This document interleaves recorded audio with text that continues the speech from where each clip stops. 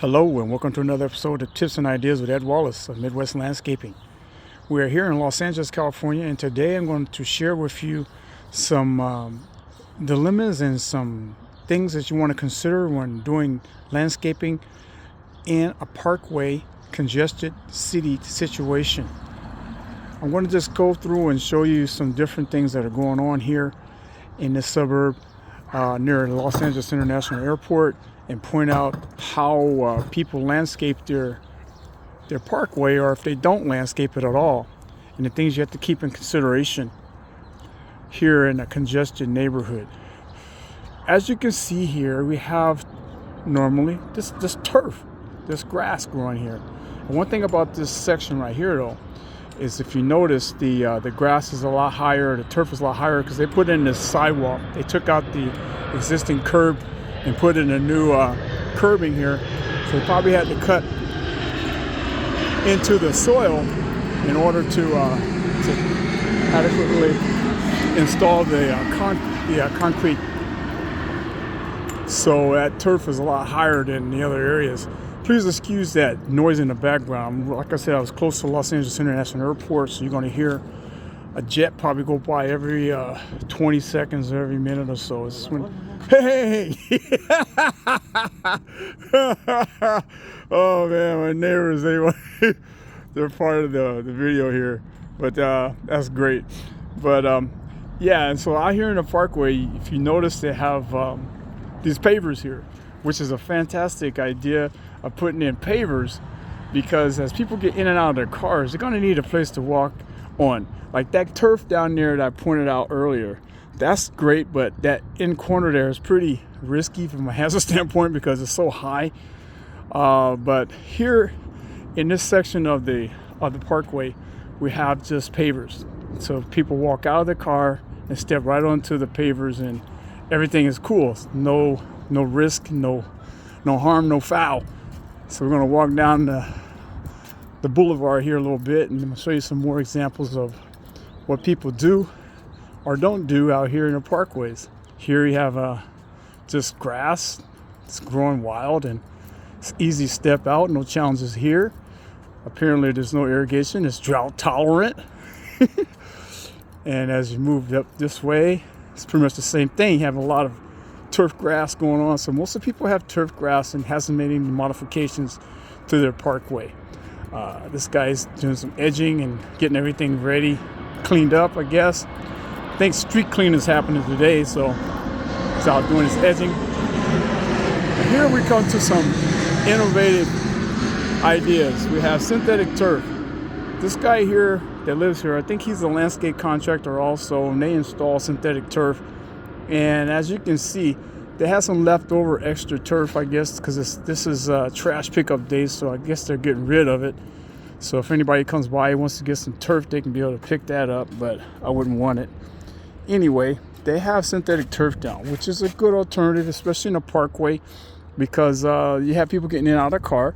You don't have to water it, and it's pretty drought tolerant.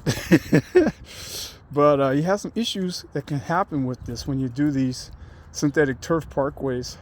You have weed intrusion, and it's a possibility that the carpet may buck up. What I mean by buck up, some of the edges may not be down totally, where as you come through you may trip and fall because the actual synthetic turf is not adhered down to the ground securely.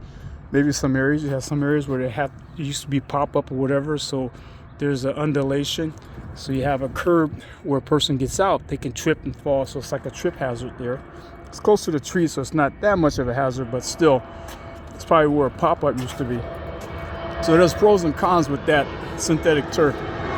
Now we come here, where it's a little bit more modern.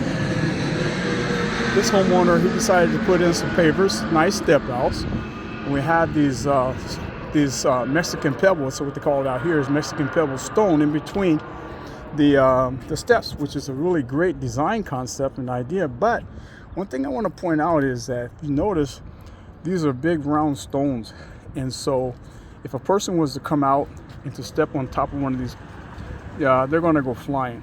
And so I would have used maybe crushed gravel or maybe a smaller Mexican pebble if you still want to go with that. But even from that standpoint, I probably wouldn't have used the rounded or the tumbled gravel. I would have used the crushed. That way it locks in, so there's no issue about possibly doing a slip and fall situation. If a person was to step out and to step on that pebble, they're going to go sliding because it's rounded. As you go down the other section over here, we have another synthetic turf application, and so this is great. You can step out.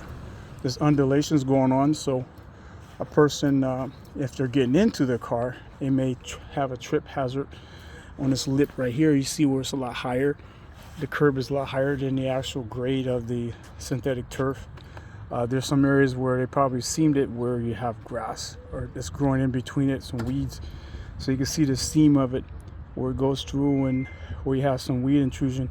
That can be hit with some weed killer, some vinegar, horticultural vinegar, or Roundup if you so use herbicides. But it's another thing about when you do the synthetic is you have to make sure that it's graded right and it's installed right, so that way it doesn't buck up or you have any trip and fall situations here. That's a nice looking sign. Anyway, just wanted to show you some different ideas, some different remedies that people utilize in order to take care of the challenge of people getting in and out of their car in a congested neighborhood where parking is premium. And just keep in mind when you're doing situations like this where you have the pavers in there, that my recommendation or my suggestion is you use a crushed gravel in between these pavers rather than a larger tumbled stone like what you see here. If you're going to install the synthetic turf, my suggestion is that you make sure that the grade is pretty much perfect, that you don't have any undulations going on with the grade, so you have no trip and fall situations that people get in and out of their cars. And that when you do your seaming and stuff like that, that you have like an edger board, so that way that you can LA so that way you can have a really nice flush seam or flush edge, so there's no issues about tripping over things like that. Wow, Los Angeles, what can I say? This is L.Wallace, Midwest Landscaping, tips and ideas. Hey, very well. Be sure to subscribe if you haven't already subscribed. Hit that notification bell. Turn off that horn. And subscribe if you haven't already subscribed. Stay tuned for more. Check out our library of other videos.